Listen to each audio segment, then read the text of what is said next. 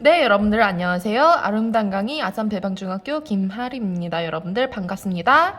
자, 우리 이번 시간에는 학습 목표 2번 듣기와 말하기가 의미 공유의 과정임을 이해하고 듣기와 말하기 활동을 할 수 있다. 자, 그리고 3번 상대의 감정에 공감하며 적절하게 반응하는 대화를 나눌 수 있다.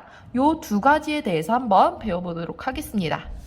자, 그럼 여기 지금 소단원 2로 들어갔죠? 소통과 공감입니다. 그래서 의미 공유의 과정임을 알기 위해서 우리가 지문 하나를 읽을 거고요. 자, 그리고 공감하면서 적절하게 반응하는 대화를 하기 위해서 공감하며 대화하는 방법을 두 번째 지문에서 익히고, 그리고 학습 활동을 통해서 공감하며 대화하는 방법에 대해서 익혀보는 시간 갖도록 하겠습니다. 자, 교과서 128쪽입니다. 자, 소단원 2, 소통과 공감으로 들어갔습니다. 자, 소단원 만화를 한번 보도록 할게요. 점재야, 나 국어 공책 잃어버렸어. 777 못하긴 그럴 줄 알았어. 성훈, 너 이참에 덤벙대는 성격 좀 고쳐. 자, 이렇게 지금 뭐 하고 있어요? 이 친구는, 이 잃어버린 친구는, 성우라는 친구는 상대방한테 왜 이렇게 잃어버렸다라고 얘기했을까요? 나의 슬픈 기분, 잃어버려서 좀 안타까운 기분, 이거를 공감받기를 원했겠죠. 자, 근데 이렇게 공감받기를 원했는데 우리는 일반적으로 이렇게 그럴 줄 알았어 하면서 비난하는 말을 하거나 이참에 덤벙대는 성격 좀 고쳐, 이렇게 문제를 해결하기 위한 대화를 시도를 하는 경우가 많죠. 자, 그럼 어떻게 될까요? 공책 잃어버린 것도 속상한데 꼭 그렇게 말해야겠어? 자, 이렇게 친구 관계가 틀어지겠죠. 자, 우리 예전에 한번 선생님이 얘기했었던 적이 있었던 것 같은데, 자, 우리 특히 남학생들의 대화 방식이 조금 문제를 해결하고자 하는 대화를 하죠. 자, 근데 여자친구 사귀고 나서 이제 문제를 해결하는 대화를 하게 되면은 헤어진다라고 했었죠. 자, 그래서 선생님이 수업 시간에 이런 얘기 했었을 거예요. 자, 여자친구를 만약에 내가 사귀게 되었다 하면은 내가 어떻게 대답해야 될지 잘 모르겠다라고 하면은 끝말을 바로 받으세요. 아, 나 오늘 걔 너무 짜증나. 아, 이거 미친 거 아니야? 아, 그래, 걔가 진짜 짜증나. 걔가 좀 잘못했네. 걔가 좀 미쳤네. 이렇게 그대로 받으면은 여러분들 여자친구랑 싸울 일이 없습니다. 알았죠? 자, 그래서 여러분들 이렇게 문제를 해결하는 대화를 하지 않고 이렇게 일단은 공감해주는 대화를 해야 된다라는 것을 알 수 있습니다. 자, 그럼 이제 교과서 129쪽으로 넘어가도록 하겠습니다. 의미 공유 과정으로서의 듣기와 말하기입니다. 자, 우리가 첫 번째 학습 목표 한번 이 지문을 통해서 의미 공유 과정이 뭔지 이것에 대해서 한번 익혀보도록 하겠습니다. 1번 보면은 안녕? 나는 소통이야. 모두 반가워. 오늘 듣기와 말하기가 의미를 공유하는 과정이라는 것을 알려주려고 해. 먼저 다음 만화를 살펴볼까? 어제 새로 시작한 드라마 봤냐? 너 음악 수행 평가할 때 부를 노래 연습했어? 정말 재밌더라. 챙겨볼 드라마가 생겼어. 생각보다 잘 안 되더라고. 너는 안 어려워? 자, 이 친구들 대화가 제대로 되고 있나요? 네, 뭔가 좀 대화가 제대로 되고 있지 않은 것 같아요. 왜 그렇게 생각하나요? 왜 대화가 안 통할까요? 서로 자기 얘기만 하고 있죠. 상대방의 이야기를 잘 듣고 거기에 대해서 답변하는 이런 것들을 하고 있지 않습니다. 의미 공유 과정, 듣기와 말하기는 의미 공유 과정이라고 했는데 의미 공유가 되고 있나요? 그렇지 않죠. 자, 그럼 이제 지문 한번 읽어보도록 하겠습니다. 위에 두 학생은 대화를 하는 것 같기도 하고 아닌 것 같기도 해. 왜 그렇게 느껴지는 것일까? 맞아. 두 사람이 상대방의 말을 듣지 않고 자신이 하고 싶은 말만 일방적으로 하고 있기 때문이야. 그래서 뭔가 대화를 하지 않고 그냥 각자 자기 얘기하는 것 같은 느낌이 들죠. 듣기와 말하기가 제대로 이루어지려면 자, 화자와 청자가 지식, 정보, 의견, 감정 등을 주고받으며 의미를 만들어 나가야 돼. 이게 뭐냐? 이게 듣기와 말하기가 의미 공유 과정이다. 이것의 정의가 이거예요. 의미를 공유한다라는 게 뭐냐? 화자와 청자가 의미는 뭐야? 지식, 정보, 의견, 자신의 감정, 이런 것들을 서로 주고받으면서 서로 의미를 함께 만들어가는 것. 이것이 의미 공유 과정입니다. 그러니까 듣기와 말하기는 화자와 청자가 의미를 공유하는 과정이라고 할 수 있지. 자, 이제 130쪽 넘어가 보도록 하겠습니다. 2번. 의미를 공유한다는 말이 조금 어렵지? 다음 대화를 살피며 의미를 공유한다는 것이 무엇인지 알아볼까? 자, 만나보도록 할게요. 민호야, 요즘 배드민턴 잘 치고 있니? 네, 아빠. 그런데 저 배드민턴 치는 거 어떻게 하셨어요? 그야, 민호에게 늘 관심을 가지고 있으니까 잘 알지. 평소에 표현을 안 하셔서 저에게 별로 관심이 없으신 줄 알았어요. 민호가 그렇게 생각하는 줄 몰랐구나. 말씀하지 않으시면은 저는 아빠가 어떻게 생각하는지 알 수 없어요. 말하지 않아도 마음이 전달될 수 있다고 생각했었네. 앞으로는 표현을 좀 해야겠는데? 저도 잘못 생각하고 있었다는 걸 알았네요. 이렇게 아빠와 이야기하니까 좋아요. 자, 여기에서 아빠는 뭐에 대해서 알게 되었나요? 새롭게 알게 됐네요. 아마도 민호가 이렇게 나에게 있어서, 아빠에게 있어서 이제 관심이 없다라고 생각하고 있었다. 요거를 이제 새롭게 알게 되었죠. 자, 그리고 말하지 않아도 마음이 전달될 수 있다라고 생각을 했는데 앞으로 표현을 해야겠다라는 것을 깨달았어요, 아빠는. 자, 그럼 반면에 이 민호는 뭐에 대해서 새롭게 알게 되었나요? 아빠가 나에게 관심이 있다라는 걸 알게 되었죠. 자, 그리고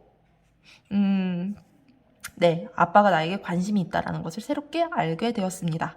자, 이렇게 지금 대화에서 아빠와 민호가 서로 대화를 하면서 상대방에 대해서 이해를 하고 서로가 각자 뭔가 새롭게 깨달은 점이 있었죠. 자, 한번 읽어보도록 할게요. 위 대화에서 화자는 누구이고 화자 말하는 사람이죠. 청자 듣는 사람이죠. 청자는 누구일까? 대화가 이어지면서 화자와 청자가 계속 바뀐다는 점을 눈치챘니? 그쵸? 자, 이제 아빠가 얘기하다가 민호가 얘기하다. 아빠 얘기하다가 민호가 얘기하다. 아빠 얘기할 때는 화자는 아빠, 청자는 민호. 자, 민호가 얘기할 때는 화자는 민호, 청자는 아빠. 아빠가 말할 때는 아빠가 화자, 민호가 청자이고 민호가 말할 때는 민호가 화자, 아빠가 청자야. 이렇게 대화에 참여하는 사람들은 화자가 되기도 하고 청자가 되기도 하면서 서로 이렇게 역할이 이렇게 왔다 갔다 하죠. 이렇게 역할을 왔다 갔다 바꾸면서 서로의 생각이나 느낌을 주고받아. 자, 듣기와 말하기가 대화에 참여하는 사람들의 상호작용. 이제 서로 아빠만 얘기하고 민호만 듣는 게 아니라 서로 역할을 교체해 가면서 상호작용을 통해서 이제 의미를 이제 새롭게 깨닫는 과정이에요.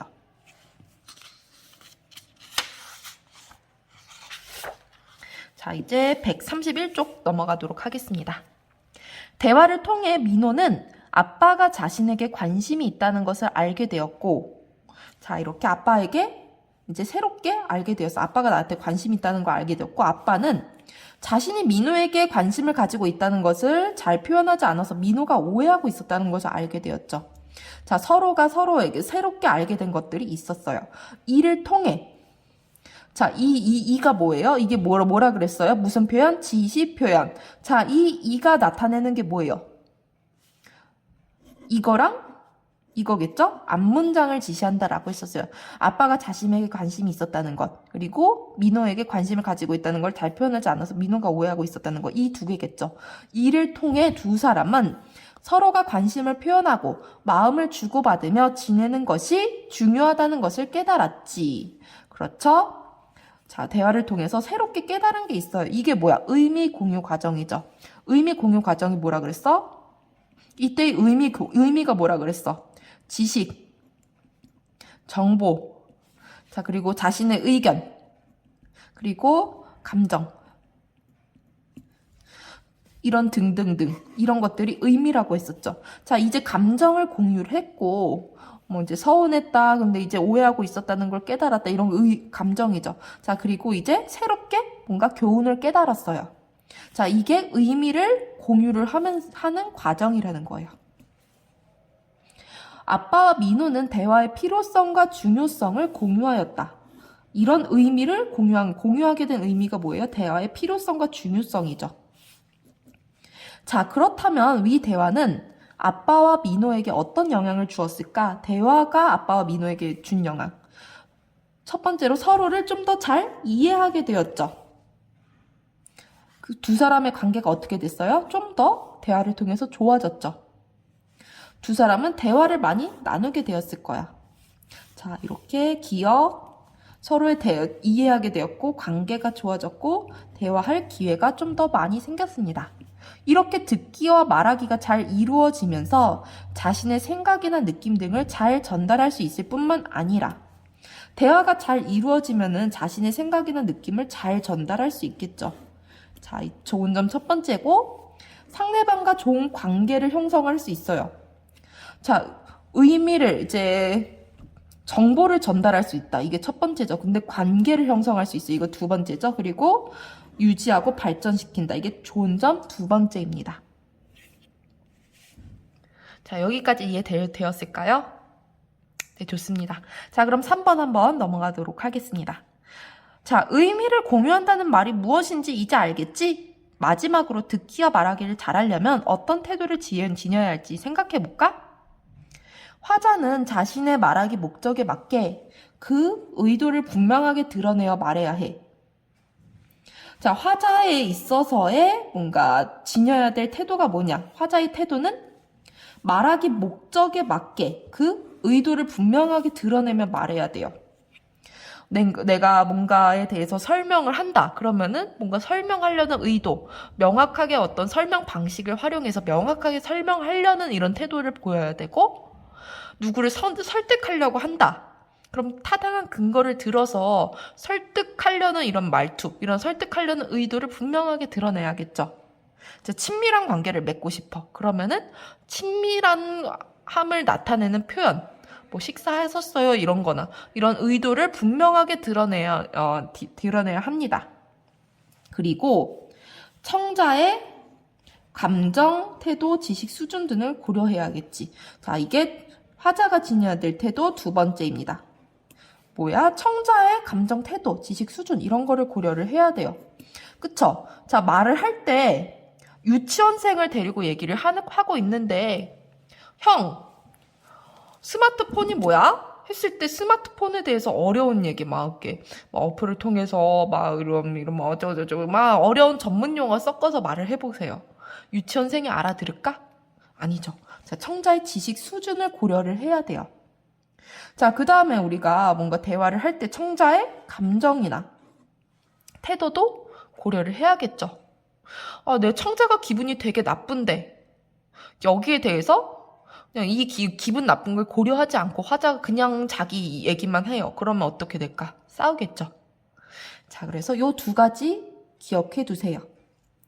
자, 그럼 청자의 고려할 점 한번 넘어가도록 할게요. 청자는 무엇보다 화자의 말을 집중해서 듣는 것이 중요해. 그렇죠? 청자가 첫 번째, 집중해야 돼요. 그 다음에 두 번째는 화자의 의도를 잘 이해하고 화자의 말에 의도를 파악하려고 해야 돼. 그냥 집중해서 그냥 듣는 게 아니라 이 속에서 이 화자가 어떤 의도로 이 말을 하고 있는지 그 내면에 있는 의도를 파악을 해야 돼요. 그리고 화자의 말에 적절하게 반응을 해야겠죠. 이게 두 번째입니다.